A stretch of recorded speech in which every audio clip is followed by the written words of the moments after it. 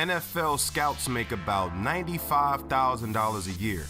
Each NFL team usually employs about 8 scouts per team, which means teams average close to $1 million spent annually just on scouts. Their only job is to keep up with the talent at the collegiate and sometimes high school level. But yet, we got some boneheads that miss out on Hall of Fame talent on a yearly basis. Today, we're gonna give recognition to a few badly overlooked eventual superstars while we discuss the top 5 undrafted NFL players of all time.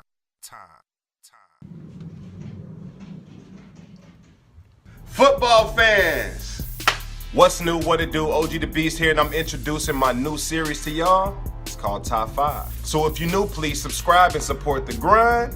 Also hit that thumbs up if you like this type of video. Just a heads up though, this list is post-NFL merger only. So I'm only doing players from 1967 to 2018. But anyway, y'all know I ain't for none. I'm here to have some fun. So let's get this top 5 done. Drop my intro.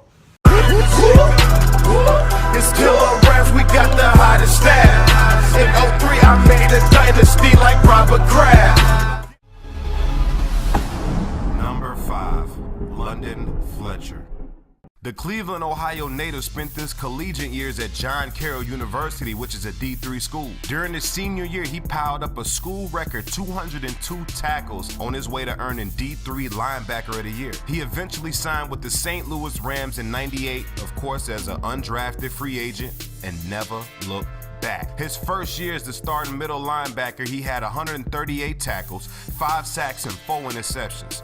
Like most guys on this list, Fletcher was overlooked by the league due to being undersized for his position. He spent his career with the Bills, Redskins, and the Rams, where he would eventually win Super Bowl 34 as the starting linebacker and a stunner against the Tennessee Titans. Low-key, that Rams defense was underrated that year, mostly because the greatest show on turf got all the attention, but we'll talk about that a little later on in the video. Anyways, Fletcher was a 4-time Pro Bowler and a 2-time second-team All-Pro who accumulated 2,031 tackles, 39 sacks, 23 interceptions, and 24 fumbles in his career.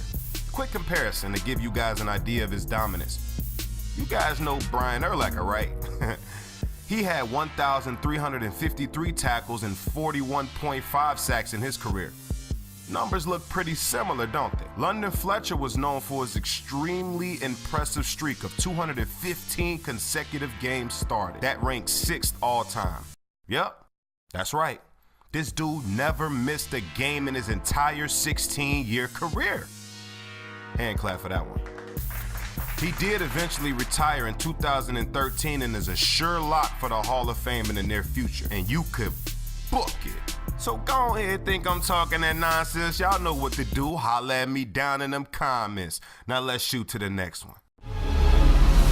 Number 4, John Randle. The loudmouth. Dogs are in the house. Talkative. Put your big ass down. Won't shut the hell up. John Randle started out in JUCO and later transferred to Texas A&M Kingsville. If you combine his junior and senior years, the All-American put up eye-popping numbers for a defensive tackle. Check it out. He had 105 tackles and 34 sacks in only 20 games. How the hell did he not get drafted? I don't know, but he would try out for the Bucks and of course he would get cut. Same reason Fletcher got cut. They thought he was too small. But he would later get signed by the Vikings in 1990 to help be a force on that D-line. He definitely succeeded, sacking his biggest rival Brett Favre 13.5 times throughout his career. Let's do a side-by-side for career numbers real quick. Side A had 556 tackles and 135 sacks, right? Side B had 573 tackles and 96.5 sacks in his career. Both defensive tackles. One was taken with the 12th pick in the draft by the Tampa Bay Buccaneers and the other one undrafted. Well, if you ain't guessed by now, Side B is Hall of Famer Warren Sapp. And of course, Side A, John Randle. Look at the sack difference, y'all. This diminutive DT recorded double-digit sacks 9 times in his career. He's a 7-time Pro Bowler and a 6-time All-Pro who retired with the second most sacks for a defensive tackle, only behind Alan Page, who's also a Viking legend if y'all ain't know. John Randle's career will cap off with a Canton induction in 2010. Well deserved. Number 3, Antonio Gates.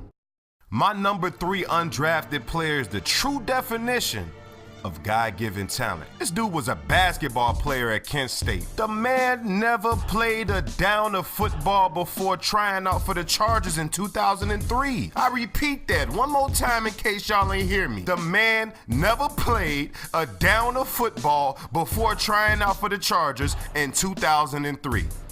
They must have saw a 6'4" frame and gave him a chance, which was the best thing they could have done. Him and future Hall of Fame quarterback Phillip Rivers was an instant hit. In 05, Gates had 85 receptions, a little over 1,100 yards, and 10 TDs, leading all others at the tight end position. Gates is currently the Chargers' career leader in yards and reception TDs. Only the second tight end in history with 100-plus career touchdowns. Of course, Tony Gonzalez is number 1. What isn't he number 1 in? He's number 1 in every goddamn category in tight ends. But this is an achievement for an undrafted guy. But anyways, he's also 6th all-time, including wide receivers and touchdown receptions. 8-time Pro Bowler, 5-time All-Pro.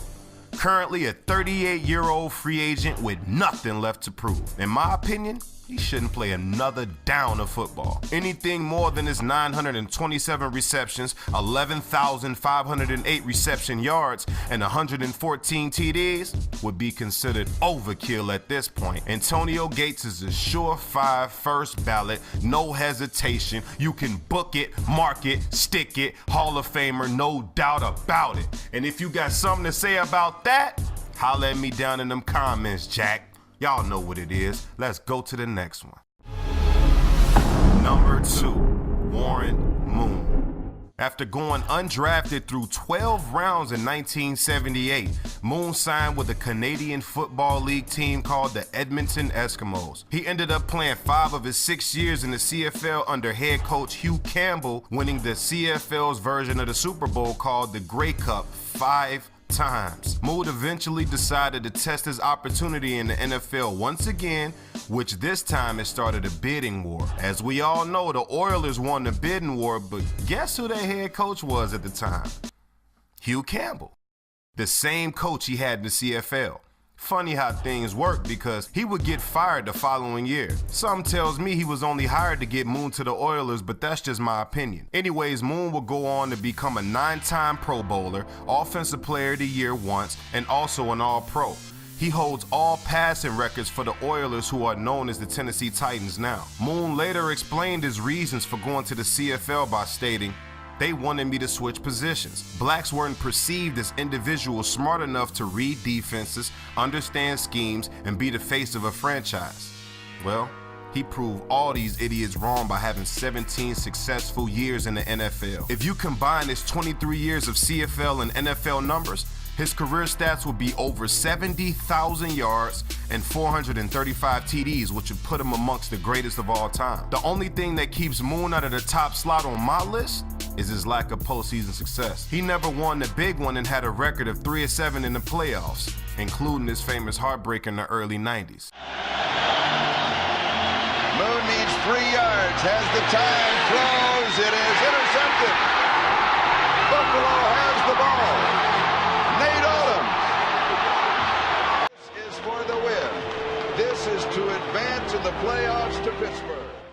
Only 50% this season from between 30 and 40, as you saw.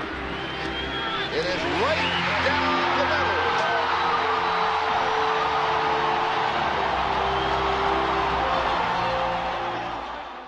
Moon retired at the age of 44 as the only player inducted in both CFL and NFL Hall of Fame. The first black quarterback in the Hall of Fame and the first undrafted quarterback in the NFL Hall of Fame class of 2006. He laid down the foundation for future black quarterbacks in the NFL, letting everybody know that not only whites can play the position. And the number 1 NFL undrafted free agent of all time is, drum roll please, y'all should already know, Kurt Warner. After going undrafted in 1994, he was given a chance by the Packers to be the backup to Brett Favre. The Packers didn't see enough in him to give him a shot, so he got cut. But listen to the coaching staff of Green Bay at the time. Mike Holmgren, Andy Reid, and Steve Mariucci. How the hell did all of these prestigiously known coaches miss out on a guy like this? Either way it go, it worked out for the better, because after being cut, he stocked shelves for a while, making $5.50 an hour, until the Rams called to give him an opportunity. He would go into the preseason second on the depth chart until this happened. Now we got Trent Green down. We've got Trent Green down in the middle of the field. We will rally around Kurt Warner, and we'll play good football. After this, the greatest show on turf was born. With the trio of young Isaac Bruce, Torrey Holt, and Marshall Faulk, Warner in 1999 threw for 4,353 yards and 41 TDs, eventually taking home league MVP and Super Bowl MVP honors in a 1-yard nail-biter against the Titans. In regulation. It is caught by Dyson. Can he get in? No, he cannot. Warner was a 2-time league MVP, 4-time Pro Bowler, and a 2-time All-Pro who piled up 32,000 yards, 208 TDs, a 65% completion percentage, and a career passer rating of 93.7. He finished his career with the Arizona Cardinals, taking them to their only Super Bowl berth in franchise history. Warner is the only undrafted quarterback to take 2 different teams to the Super Bowl and is widely known as the greatest undrafted player of all time, which is why he tops my list. Fun fact, back in 1997, Kurt Warner was granted a trial with the Chicago Bears but didn't attend because of a serious spider bite on the elbow of his throwing arm. My, what that could have been for y'all Bears fans. I know I'm from Chicago, but y'all know I'm an Eagles fan, but damn, that's gotta hurt. Well, that's the top 5 for you guys. Let me know if you guys like the video in the comments below. Like, share, and subscribe. Oh yeah, follow me on Twitter. I just got it back up and running at OG the Beast. But anyways, thank y'all for joining, and of course, OG out.